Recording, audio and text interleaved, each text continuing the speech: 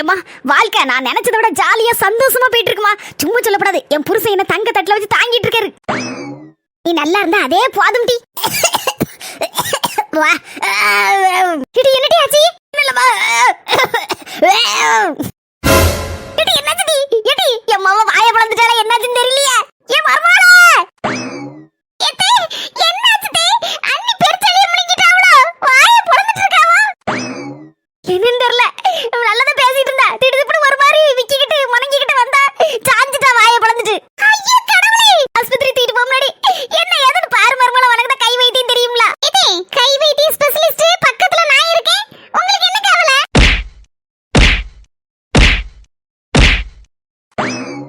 எப்பப்பா ஒரு கை வைத்தியம், அதுல என் உடம்பு மனசு அப்படி லேசாயிட்டே. எப்படி சூப்பர் ஆயிட்டேனா? வீட்டு திண்ணையில இருந்தவனா எப்படி தெருவுக்கு வந்தேன்?